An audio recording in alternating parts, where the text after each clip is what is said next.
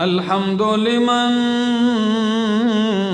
هو المقصود والمطلوب.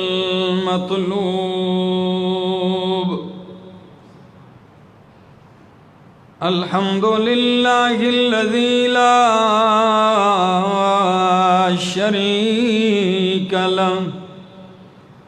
شريك له في الذات والصفات. والصلاة والسلام على من أرسل بالبراهين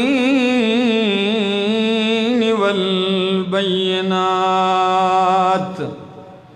وعلى آله وأصحابه وأهل بيته الطيبين الطاهرات. أما بعد فأعوذ بالله من الشيطان الرجيم. بسم الله الرحمن الرحيم. يا أيها الذين آمنوا استعينوا بالصبر والصلاة إن الله مع الصابرين. ولا تقولوا لمن يقتل في سبيل الله أموات بل أحياء ولكن لا تشعرون. ولنبلونكم بشيء من الخوف والجوع ونقص من الأموال والأنفس والثمرات وبشر الصابرين الذين إذا أصابتهم مصيبة قالوا إنا لله وإنا إليه راجعون. أولئك عليهم صلوات من ربهم ورحمة وأولئك هم المهتدون. وقال النبي صلى الله تعالى عليه وسلم الحسن والحسين سيدا شباب أهل الجنة. سبحان ربك رب العزة عما يصفون وسلام على المرسلين والحمد لله رب العالمین. انتہائی قابل عزت، قابل احترام، ذی قدر بزرگوں، بھائیوں، عزیزوں، نوجوان ساتھیوں، السلام علیکم. دعا اور التجا ہے دربار الہی کے اندر اللہ مجھے حق سچ کہہ سکنے، سمجھا سکنے کی توفیق نصیب فرمائے، اور بعد ازاں مجھے اور آپ سب کو اس پر عمل پیرا ہونے کی بھی توفیق نصیب فرمائے.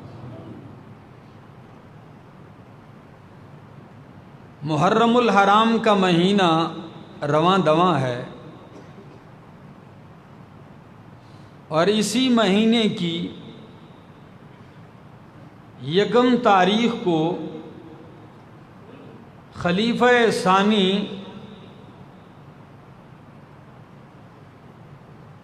حق اور صداقت کی نشانی فاروق اعظم رضی اللہ تعالیٰ عنہ جامِ شہادت نوش کرتے ہیں. تو میں نے گزشتہ جمعہ میں ان کی سیرت کے چند پہلو آپ کے سامنے ذکر کیے. آج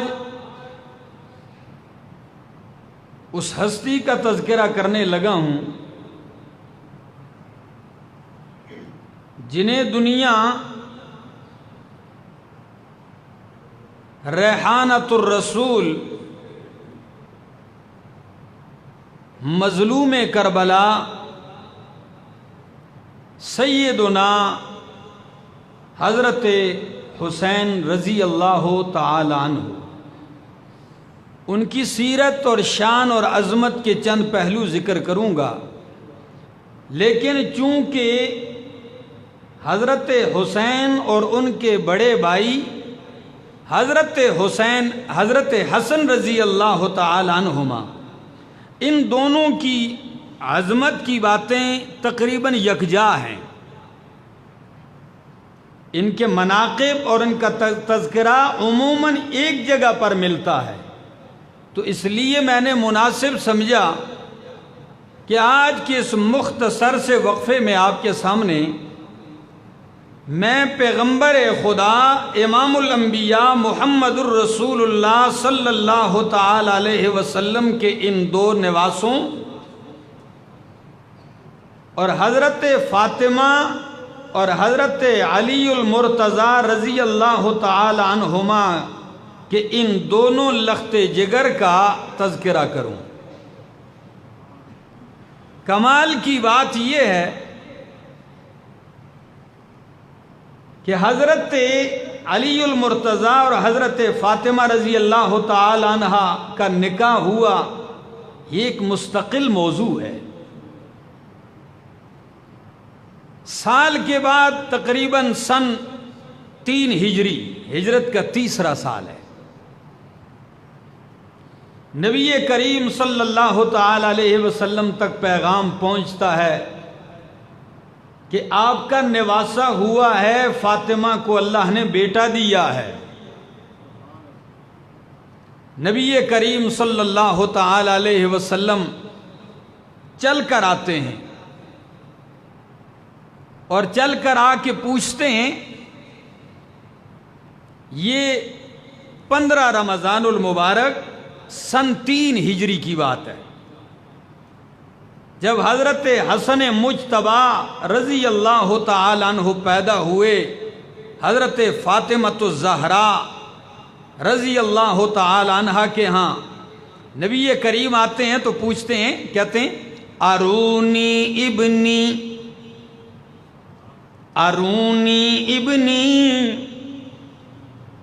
دکھلاؤ تو صحیح مجھے میرا بچہ، میرا بیٹا مجھے دکھلاؤ۔ پیار اور محبت کا ایک انداز ہے، مجھے میرا بیٹا دکھلاؤ۔ ما سمیتموہ، تم نے نام کیا رکھا ہے میرے بیٹے کا؟ حضرت حسن کے متعلق فرمایا نام کیا رکھا ہے؟ حضرت علی المرتضیٰ فرماتے ہیں قلت حربا، میں نے کہا یا رسول اللہ میں نے تو نام رکھا ہے حرب۔ حرب بہادر جنگجو شخصیت کو کہا جاتا ہے، چونکہ علی المرتضیٰ کی فطرت میں بہادری تھی، آپ کی خون میں شجاعت شامل تھی، تو بیٹے کا نام بھی وہی بہادرانہ رکھا، حرب جنگجو۔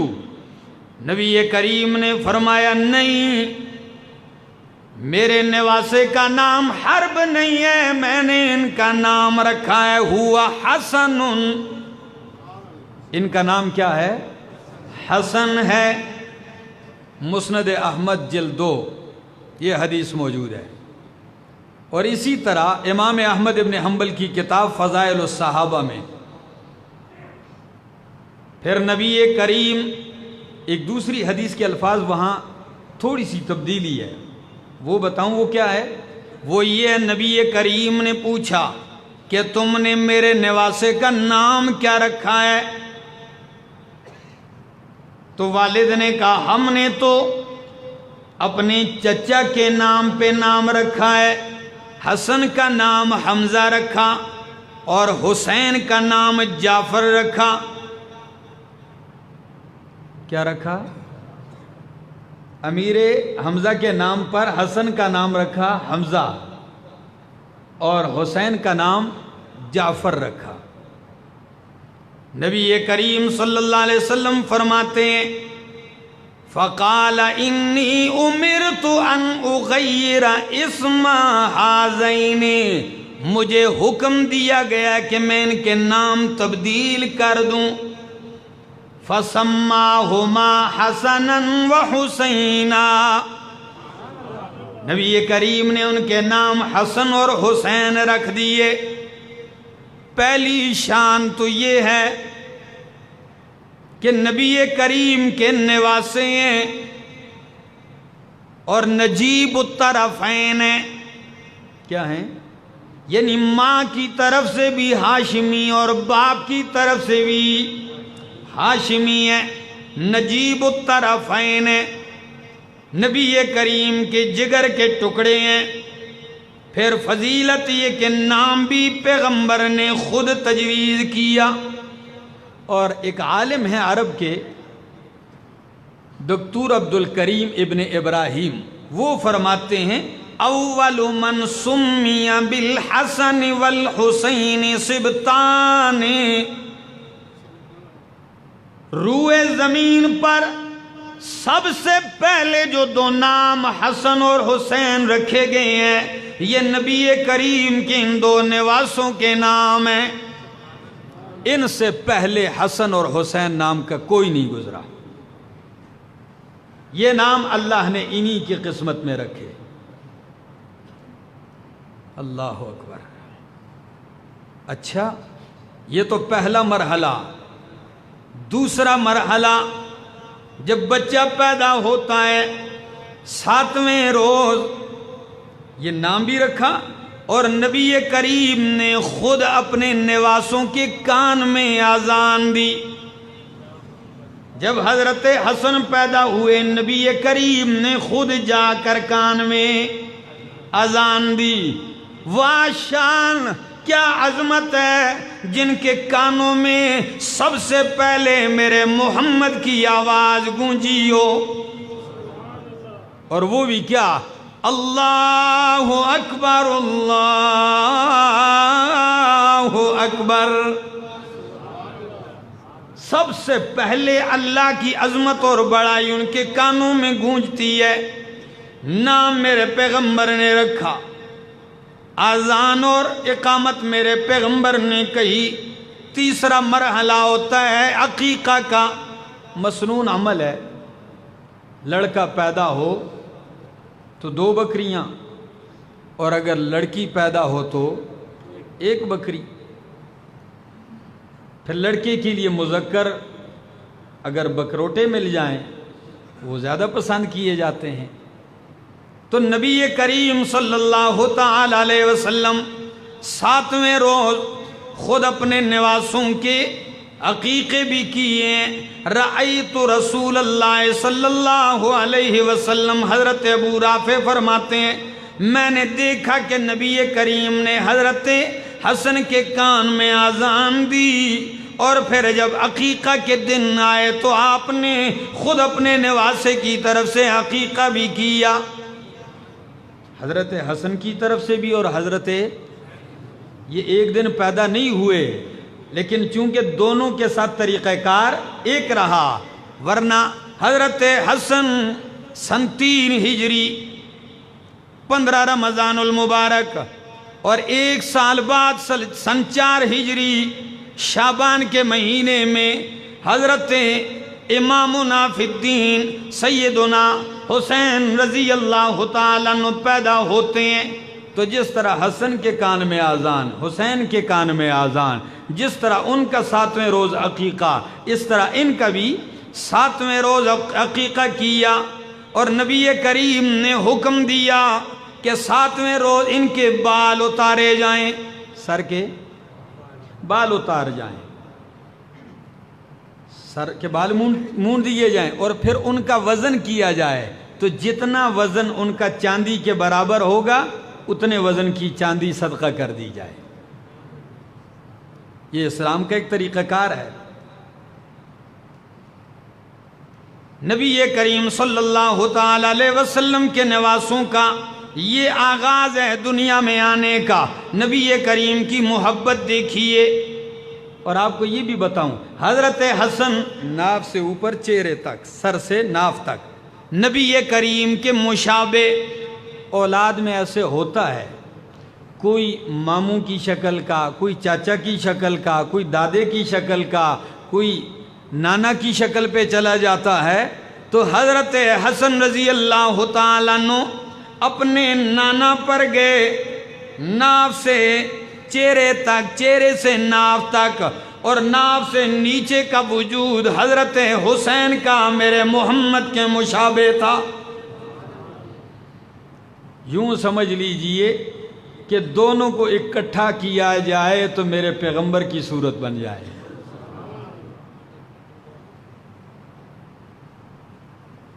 اپنے نانا کی شباہت، اور اتنی مشابہت کہ ایک دفعہ صحیح بخاری کی حدیث ہے، نماز عصر پڑھی، نبی کریم صلی اللہ علیہ وسلم کی وفات کے چند دن کی بات ہے، چند دن گزرے تھے، نماز عصر پڑھائی، خلیفہ پیغمبر، خلیفہ بلا فصل حضرت ابو بکر صدیق نے نماز پڑھانے کے بعد عصر کی جا رہے ہیں، علی المرتضیٰ بھی ساتھ ہیں جو ابو بکر کی امامت میں نماز ادا کرتے ہیں، چلتے ہیں، حضرت حسن بچوں میں کھیل رہے ہیں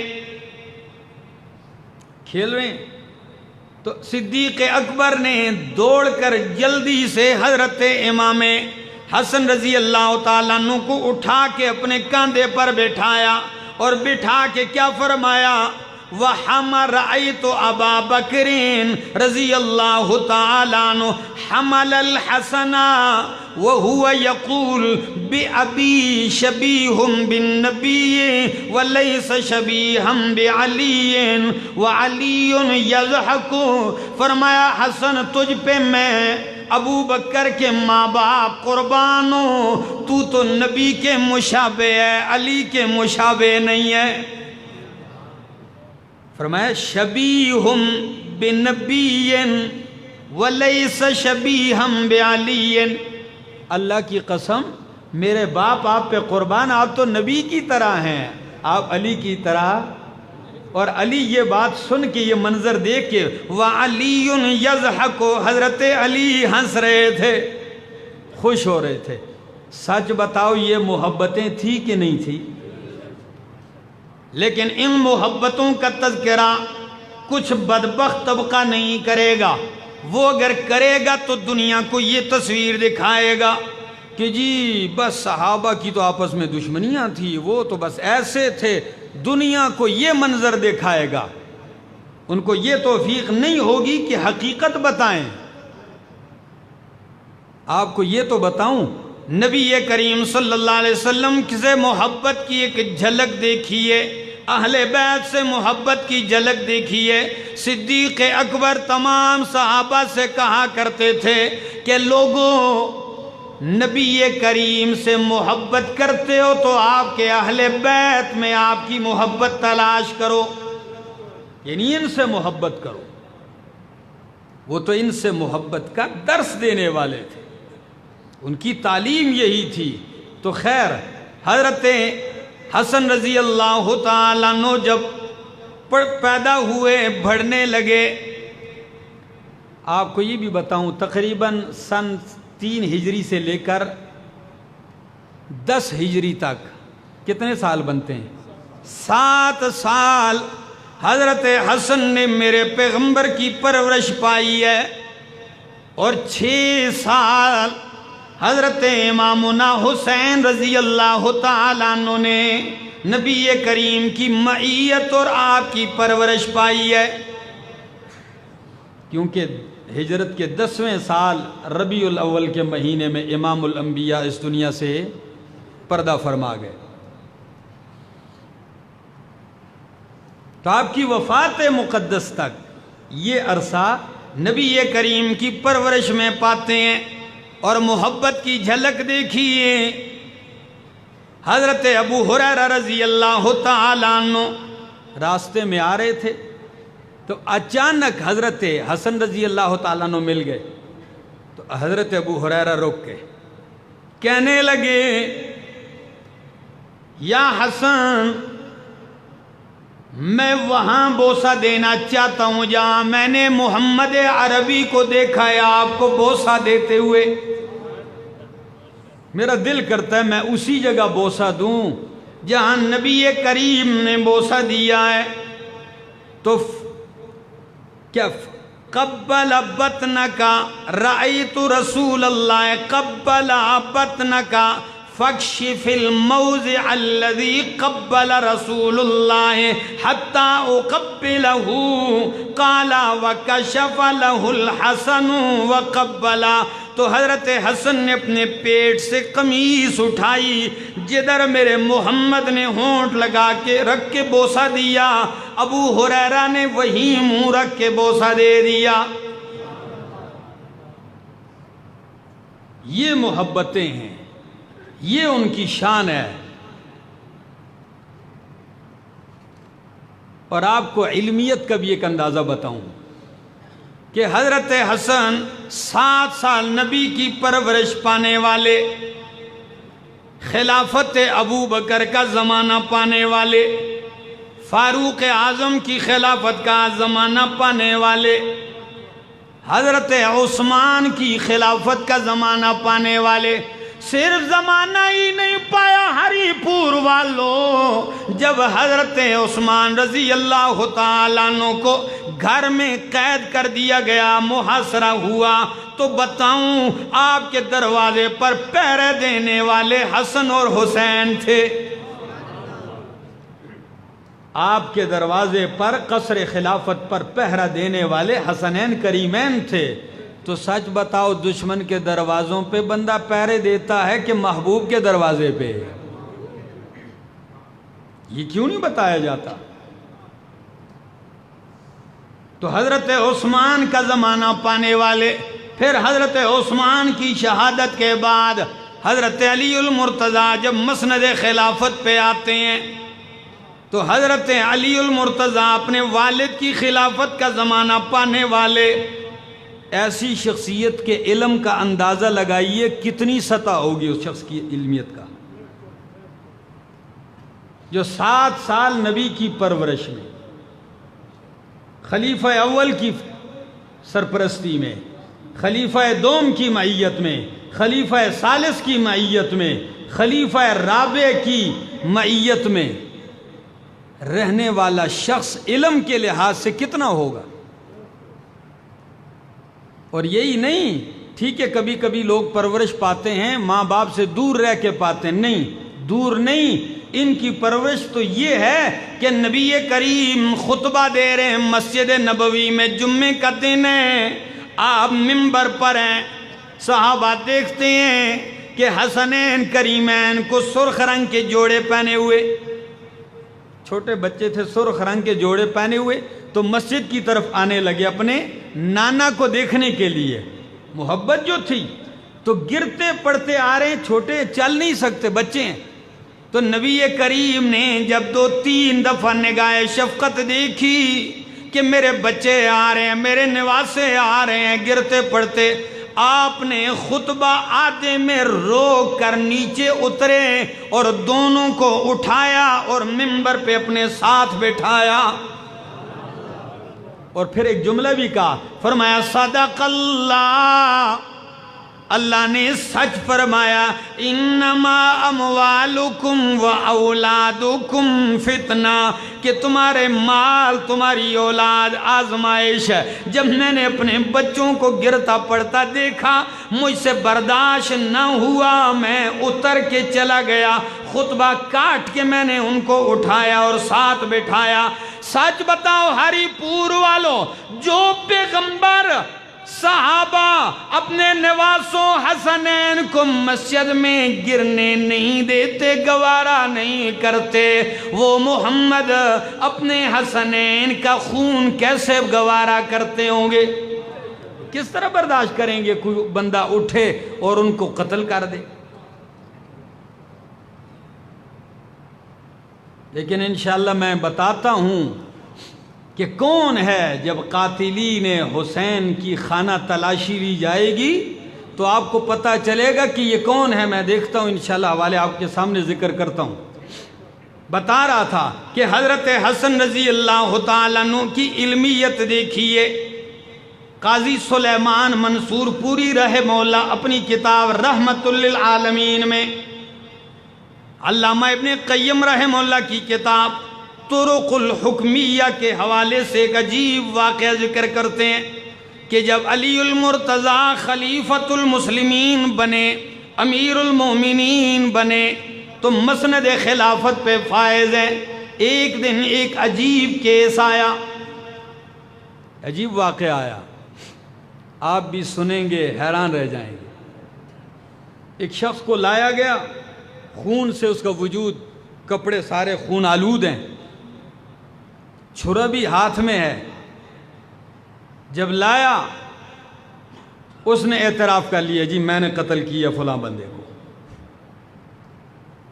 فلاں بندے کو میں نے قتل کیا۔ پولیس نے گرفتار کیا، امیر المومنین علی المرتضیٰ کی عدالت میں پیش کر دیا۔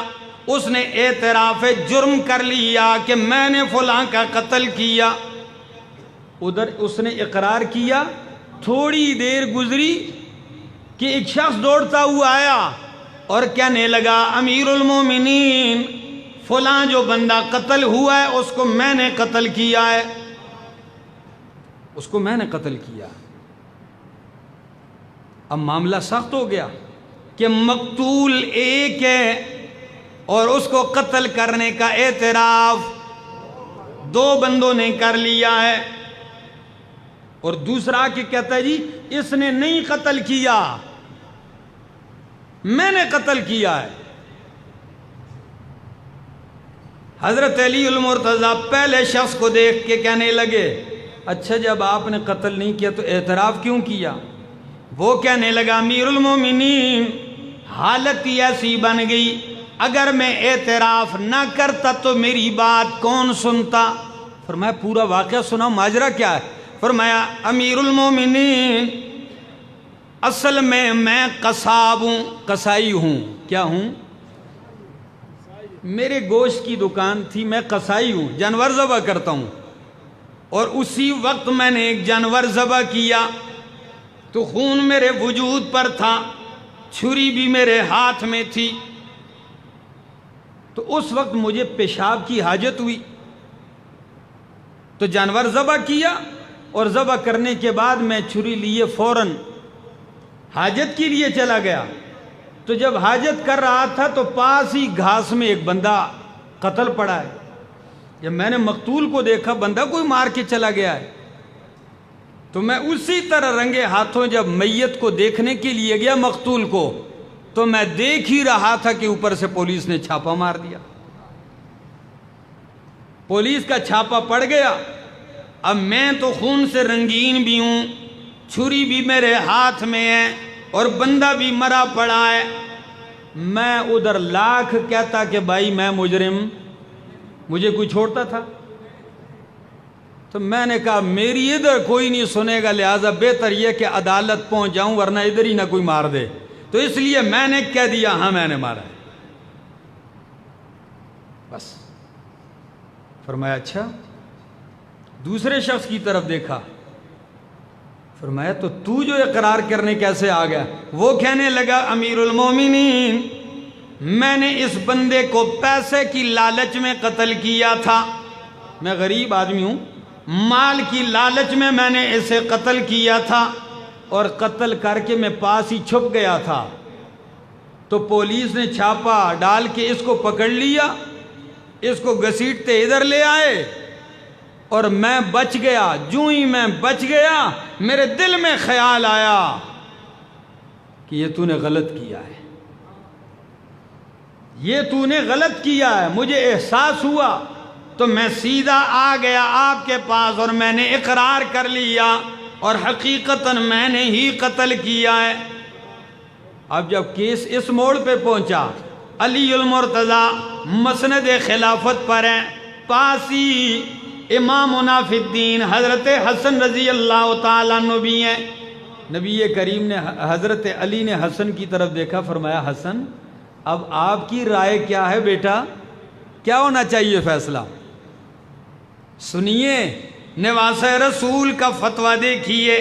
کہنے لگے ابا جان میری رائے تو یہ ہے کہ یہ دوسرا بندہ جو ہے اسے چھوڑ دینا چاہیے، صلح کرا دینی چاہیے۔ کیوں؟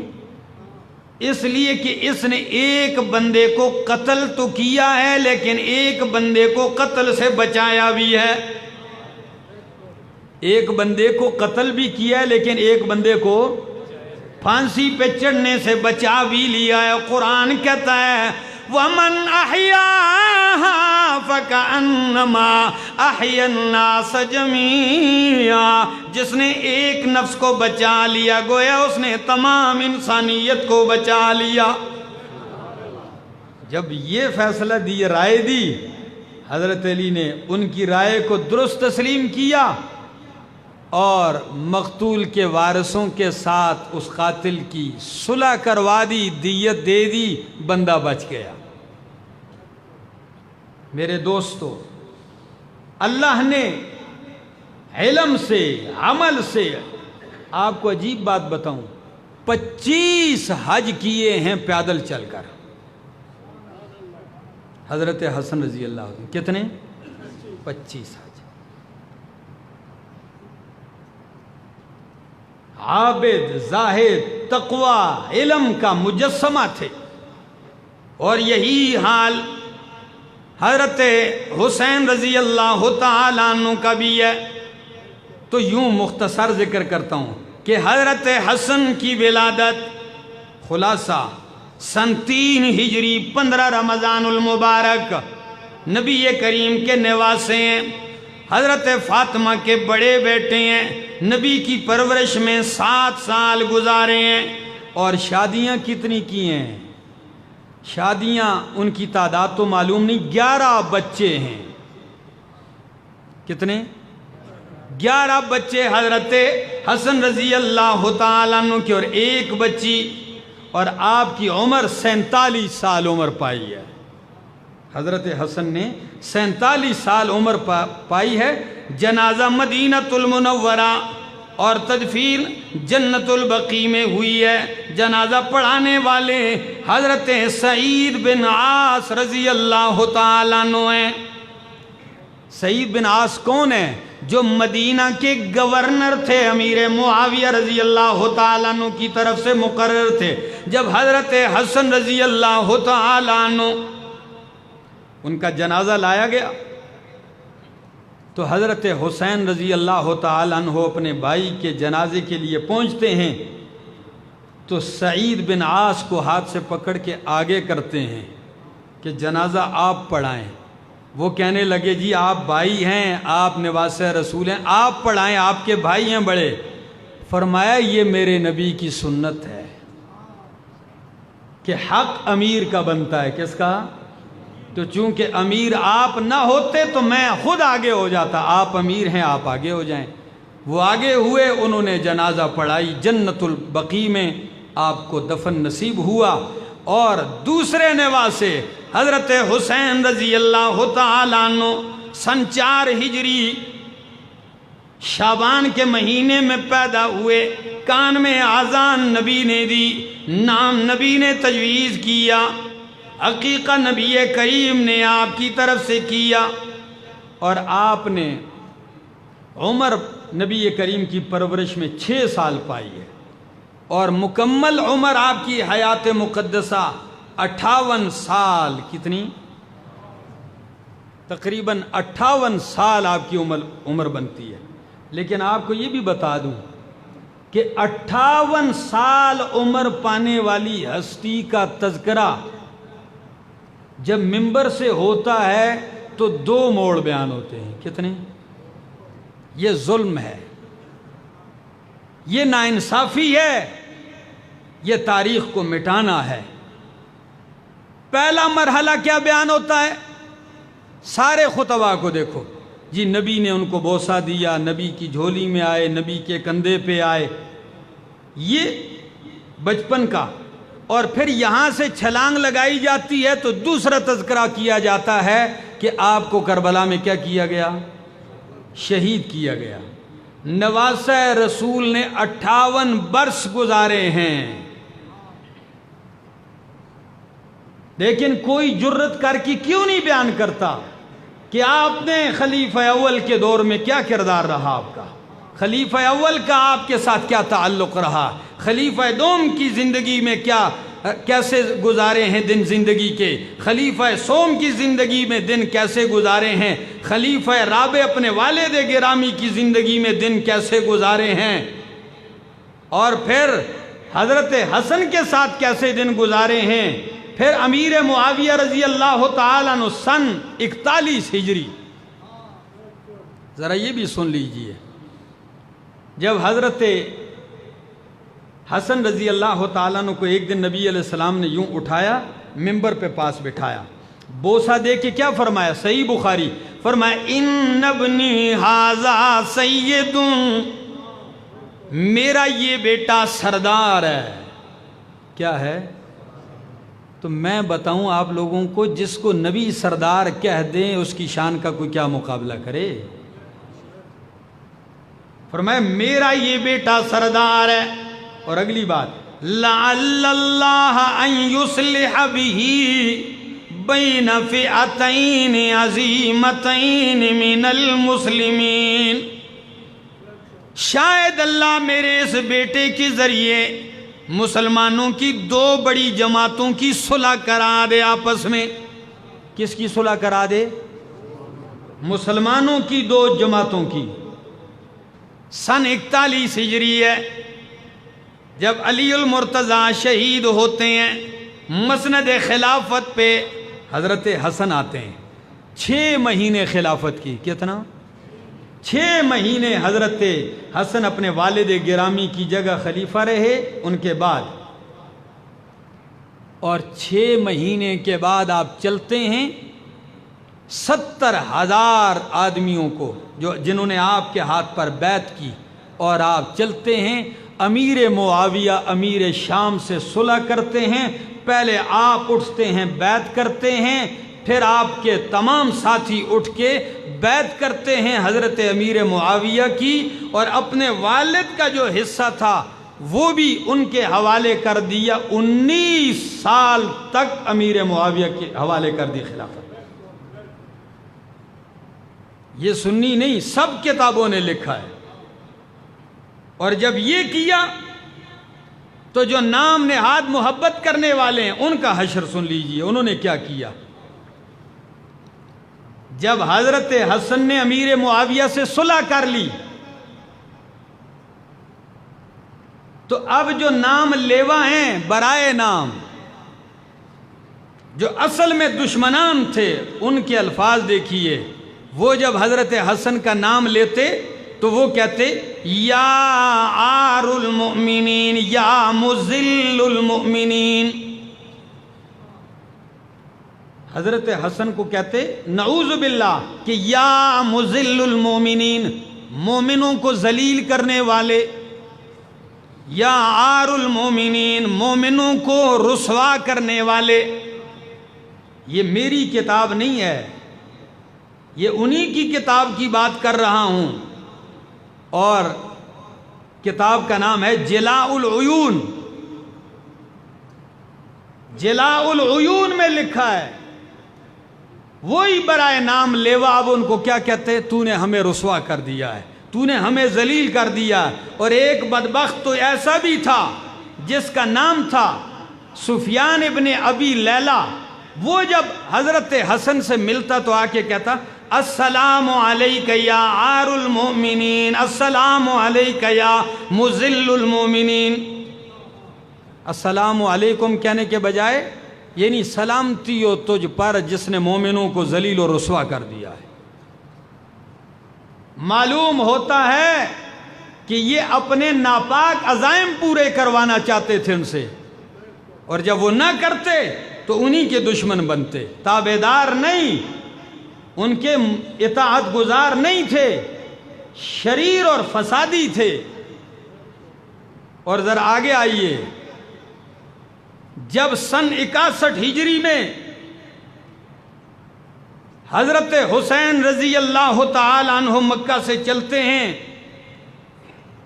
اور کوفہ سے لوگوں نے خط لکھے، کتنے خط آئے تھے؟ یزید کی حکومت میں 12,000 خط آئے تھے۔ کتنے خط؟ 12,000 خطوط لکھے۔ اس میں کیا تھا کہ اے نواس رسول، ہم آپ کے تابع دار، ہم آپ کے غلام، ہم آپ پہ جان دینے والے، مر مٹنے والے، آپ آ جائیں، یہاں کے حالات ٹھیک ہو جائیں گے۔ ہم نمازیں نہیں پڑھتے، جمعہ معطل ہو گیا ہے، ہم عیدین نہیں پڑھتے، نحن بلا امیر، نحن بلا خلیفت، کوئی امیر نہیں ہے، کوئی خلیفہ نہیں ہے، آپ آ جائیں۔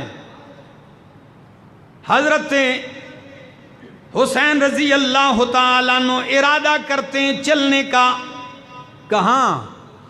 کوفہ جانے کا ارادہ کر لیا، عراق جانے کا۔ جس بندے کو 12,000 خطوط آئیں کہ آپ آئیں گے تو حالات ٹھیک ہوں گے، ورنہ یہاں تو یہ ظلم ہو رہا ہے، حدود قائم نہیں ہے، یزید نے یہ کر دیا، یہ کر دیا، یہ کر دیا، آپ آئیں۔ تو جب حضرت امام منافی الدین حضرت حسین چلتے ہیں، 80 آدمیوں کا قافلہ چلتا ہے، کتنے؟ 80 آدمیوں کا قافلہ چلتا ہے۔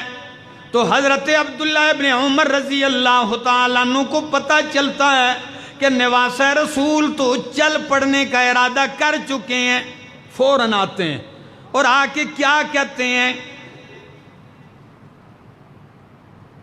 کہ اللہ کے پاک پیغمبر کے نواسے حضرت حسین سے کہا، حسین کہاں کا ارادہ ہے؟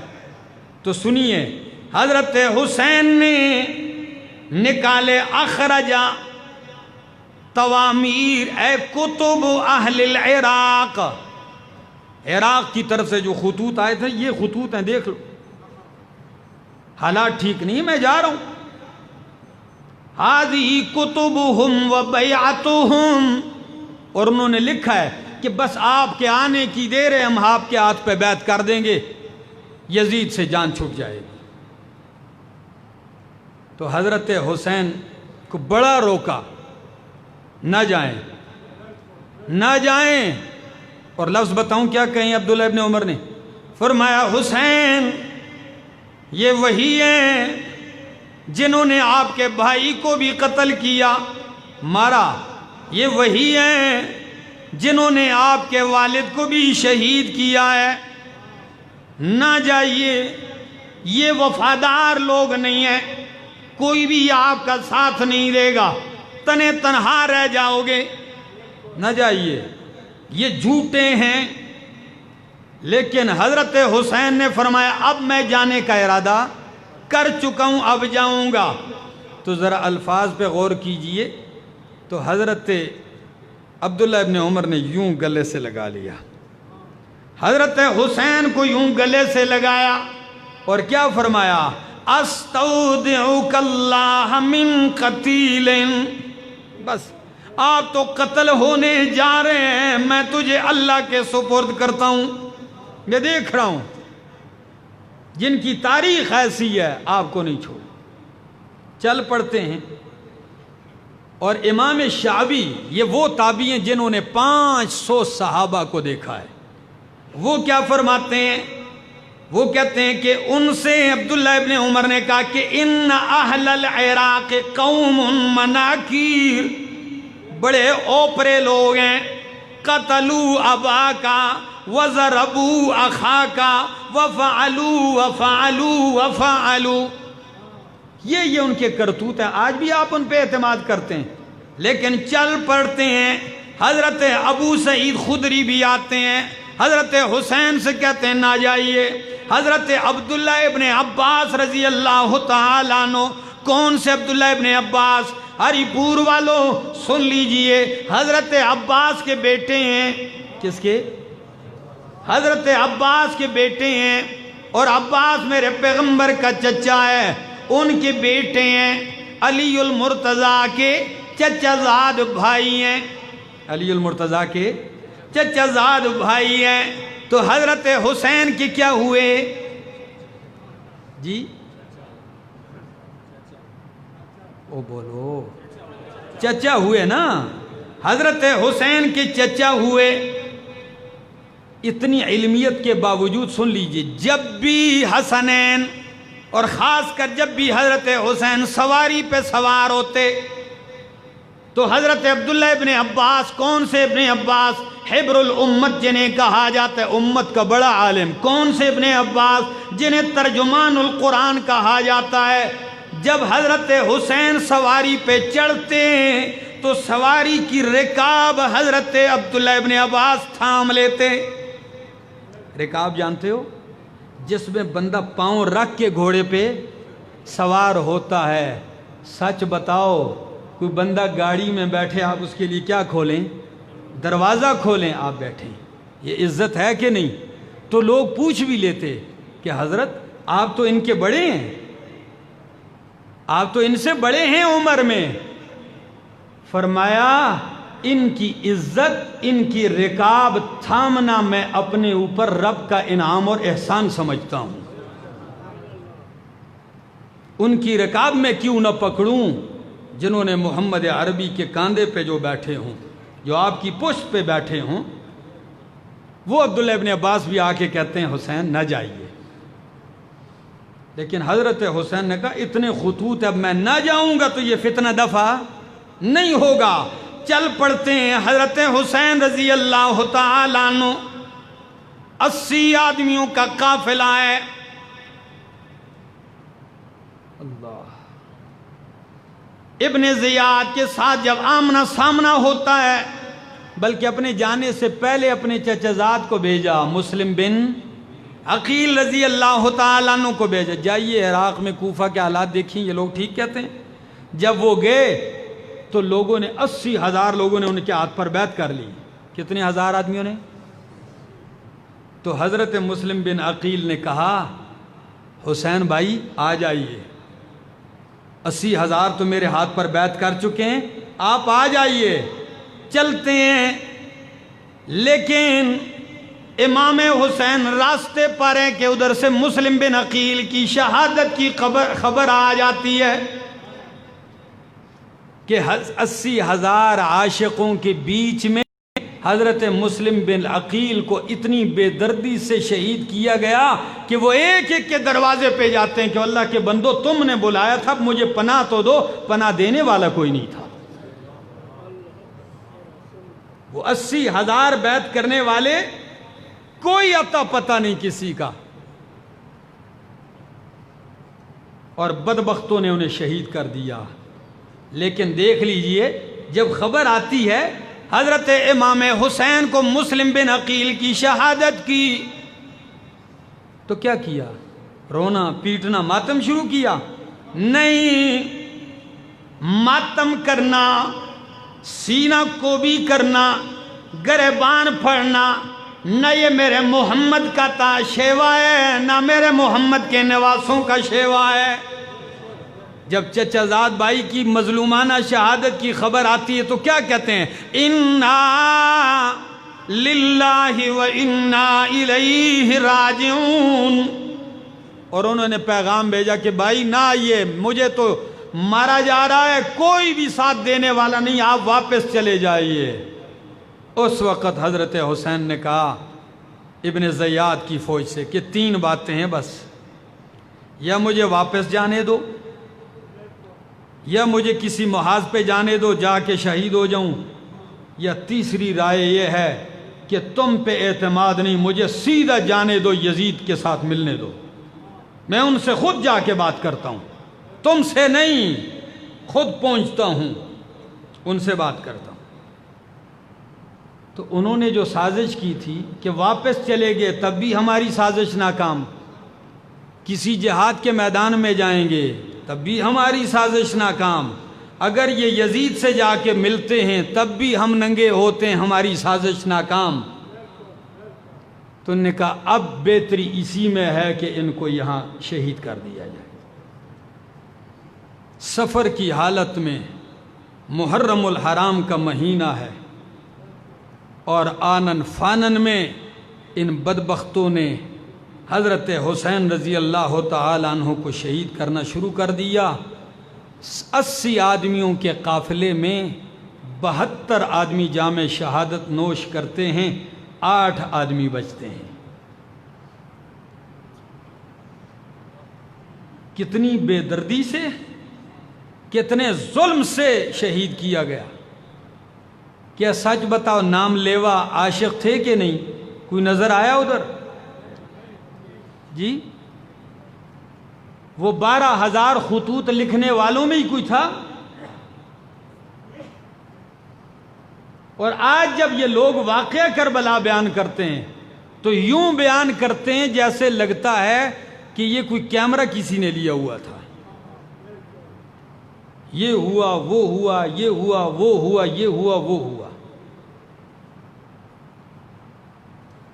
کوئی شک نہیں ہے ظلم ہوا۔ منبر پہ کہتا ہوں جس شخص نے یہ ظلم کیا ہے ہم اس پہ لعنت بھیجتے ہیں۔ وہ ملعون ہے جو جس نے امام حسین کو قتل کیا ہے۔ لیکن بات اتنی تو بتائیے کہ قتل کیا کس نے؟ سوال تو یہ ہے، ہری پور والوں بلواؤ تم ایک بندے کو، 80,000 خطوط لکھو، بلاؤ، جان فدائی کا دعویٰ کرو، جان نثاری کا دعویٰ کرو، اور جب بندہ آئے تمہارے پاس اور اس کے بچوں سمیت آپ کو شہید کیا جائے اور کوئی پاس بھی آنے والا نہ ہو تو سمجھو کہ یہی سازشی تھے، یہی سازشی تھے۔ اور اگر نہیں تو آئیے انہی کے گھر لے چلتا ہوں ذرا۔ اللہ، حضرت حسین رضی اللہ تعالیٰ عنہ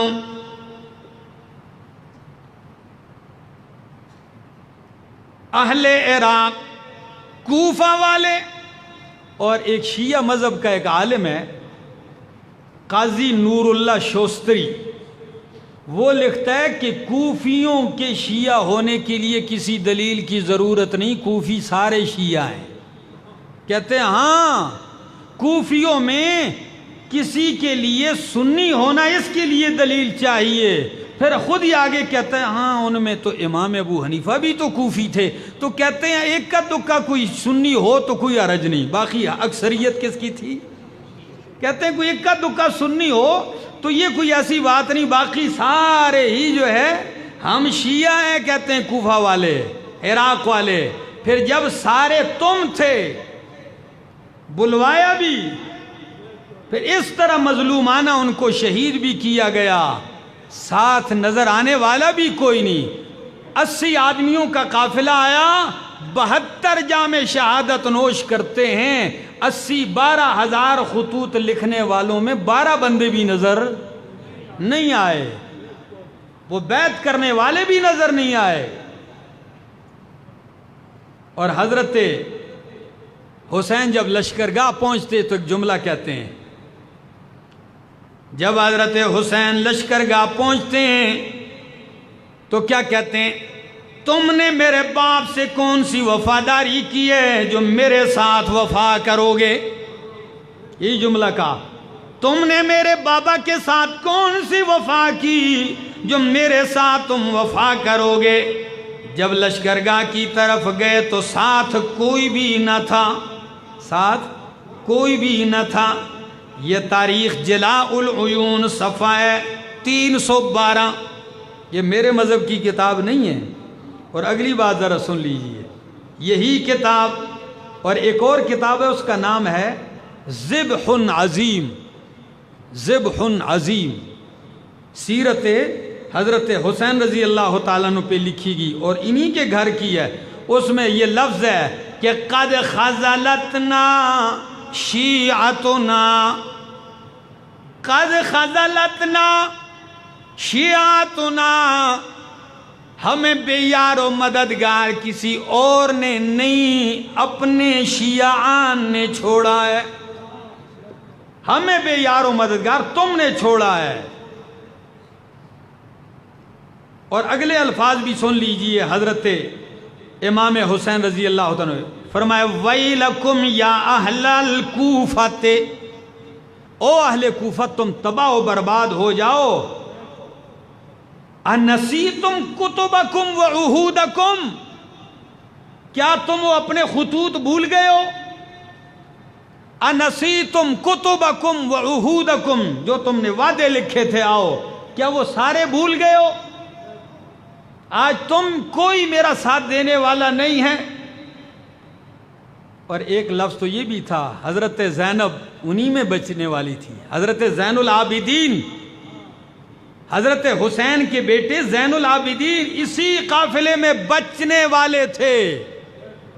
کوئی کیوں نہیں بتاتا کہ جب بچے تھے تو کہاں گئے تھے؟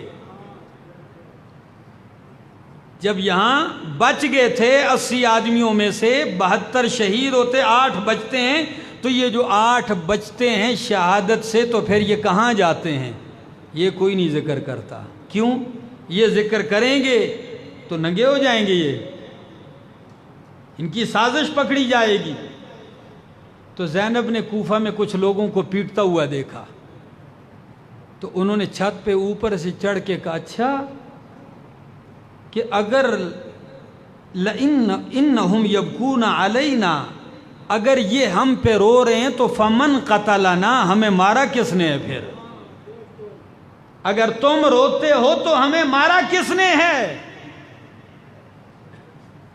کل ایک شخص نے مجھے ایک چھوٹا سا ویڈیو کلپ بھیجا، اس میں ایک کہتا ہے، ایک نے کہا تھا نا کہ ہم حسین کو شہید مانتے ہیں اور شہید جنت میں زندہ ہوتا ہے، تو ہم زندہ و جاوید کا ماتم نہیں کرتے۔ تو اس کے جواب میں کسی نے شعر بنایا تھا کہ قاتل کبھی مقتول کا ماتم نہیں کرتے، یعنی تمام سنیوں کو انہوں نے کیا بنا دیا؟ قاتل بنا دیا، کیونکہ اہل سنت ماتم نہیں کرتے، سینے نہیں پیٹتے، گریبان نہیں پھاڑتے، تو انہوں نے کیا کہا؟ قاتل کبھی مقتول کا ماتم نہیں کرتے۔ میں نے کہا ذرا تاریخ دیکھ لیجئے کہ قاتل مقتول کا ماتم نہیں کرتے، لیکن کبھی کبھی کرتے بھی ہیں۔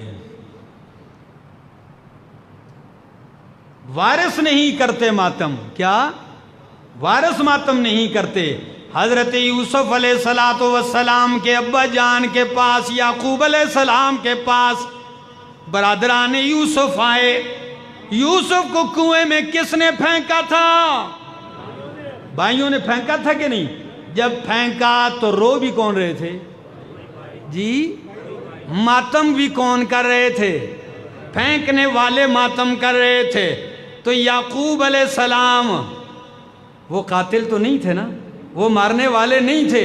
ان کا جملہ قرآن نقل کرتا ہے، وہ کہنے لگے فَصَبْرٌ جَمِيلٌ، وارث کا جملہ ہے فَصَبْرٌ جَمِيلٌ، اور مارنے والوں کی جملے ہیں جَاءُوا أَبَاهُمْ عِشَاءً يَبْكُونَ، رات کو ابا جی کے پاس روتے ہوئے آئے، وہی تو مارنے والے تھے، وہی تو کنویں میں پھینکنے والے تھے۔ اور ہمارا مسلک یہ ہے کہ حضرت حسین سے پہلے حسن شہید، حسین نے ماتم نہیں کیا۔ حضرت حسن سے پہلے اپنے بابا جان امیر المومنین علی المرتضیٰ کا جنازہ بھی اٹھایا ہے حضرت حسین نے، لیکن باپ کی مظلومانہ شہادت فجر کی نماز میں علی المرتضیٰ رضی اللہ تعالیٰ عنہ کے اوپر ابن ملجم بدبخت نے حملہ کیا تھا اور آپ کو شہید کیا ہے، لیکن کوئی بتائے کہ حسین نے ماتم کیا ہو؟ کوئی بتا سکتا ہے؟ اگر ہے تو پیش کرو۔ اور ان سے پہلے مظلوم مدینہ 40 دن کی پیاس برداشت کر کے جن کو قرآن کے پڑھتے ہوئے دوران تلاوت شہید کیا گیا، دور داماد پیغمبر عثمان کو، تو علی المرتضیٰ نے تو ان کا ماتم نہیں کیا۔ عثمان سے پہلے خلیفہ ثانی مصلی رسول پر مسجد رسول میں محراب رسول میں جام شہادت نوش کرتے ہیں، تو نہ تو عثمان نے ماتم کیا، نہ علی نے کیا، نہ حسنین کریمین نے کیا ہے۔ اور ذرا اس سے پہلے جائیے، خود میرے محمد کے زمانے میں آپ کے چچا کے 11 ٹوٹے کیے گئے، لیکن میرے محمد نے مدینہ میں کوئی ماتمی جلوس کیوں؟ قرآن کی تعلیم یہ ہے کہ جب بھی اہل مومن اہل ایمان کو تکلیف مصیبت پہنچتی ہے، قالوا انا للہ و انا الیہ راجعون، وہ یہ پڑھتے ہیں، وہ پیٹتے. اور نبی علیہ السلام نے فرمایا لیس منا من ضرب الحدود وشق الجیوب ودعا بدعوت الجاہلیہ، اس کا میرے ساتھ کوئی تعلق نہیں ہے جو گریبان پھاڑے، رخساروں کو پیٹے اور جاہلیت کے الفاظ کہے. ہمیں اسلام نے صبر سکھایا ہے. کیا سکھایا ہے؟ صبر سکھایا ہے. یہی دین کا طریقہ ہے، یہی اسلام کا طریقہ ہے. اور جن کو اپنے باطل مذہب کے لیے دلیل نہ ملے، ان کی دلیل پتہ ہے کیا ہوتی ہے؟ کہ جی پیٹنا ماتم جائز ہے. میں نے کہا اچھا کدھر لکھا ہے؟ جی بیچ قرآن میں لکھا ہے. میں نے کہا قرآن میں کدھر لکھا ہے؟ آخی جی جب حضرت ابراہیم علیہ السلام حضرت ابراہیم علیہ السلام کے پاس فرشتے آئے اور انہیں بچے کی بشارت سنائی، تو ان کی بیوی نے فسکت وجہا، اپنے پیشانی پہ یوں ہاتھ مارا، کہا آلد و انا عجوز، میں تو بوڑھی ہو گئی ہوں، کیا میری اب بھی اولاد ہوگی؟ تو کہتے ہیں سکت وجہا، انہوں نے پیشانی پہ مارا، کہا ماتم ثابت ہو. کہا وہ الو، ادھر اولاد کی بشارت مل رہی ہے کہ اللہ آپ کو بیٹا دے گا، فرشتے دے رہے ہیں. انہوں نے صرف تعجب میں کہا اچھا، جس طرح عورت کی عادت ہوتی ہے، اچھا میں تو بوڑھی ہوگی ہوں، کیا اب بھی میری اولاد ہوگی؟ اس سے کیا ثابت کر رہا ہے؟ اس سے ماتم زنجیر زنی ثابت کر رہے ہیں. ظلم کی بات ہے. پھر کہتے ہیں یوسف علیہ السلام کے اوپر 40 سال تک حضرت یعقوب ماتم کرتے رہے کہ قرآن میں. میں نے کہا کدھر ہے قرآن میں؟ کہ قرآن کہتا ہے وَبْيَضَّتْ عَيْنَاهُ مِنَ الْحُزْنِ وَهُوَ كَظِيمٌ. میں نے کہا قرآن تو ایک آیت پڑھے گا وہ بھی غلط، قرآن کی آیت پوری نہیں پڑھ سکیں گے. یہ دشمن قرآن ہے تو قرآن ان کی زبان پہ کیسے جاری ہوگا؟ لفظ قرآن بتا رہے ہیں کہ یعقوب علیہ السلام آنکھوں کی بینائی میں، آنکھوں میں سفیدی تو آ گئی لیکن بے صبری نہیں کی، انہوں نے گریبان نہیں پھاڑے، سینہ کو بھی نہیں کی. میرے دوستو یہی مذہب ہے اسلام کا، یہی طریقہ ہے میرے محمد کا، اور یہی طریقہ ہے اہل بیت کا. اسی پہ عمل پیرا ہو جائیے، اور اللہ سے دعا ہے اللہ عمل کی توفیق عطا فرمائے، اللہ پیغمبر کی، اصحاب پیغمبر کی اور اہل بیت پیغمبر کی محبت نصیب فرمائے، اور اللہ انہی کی قدموں میں حشر نصیب فرمائے.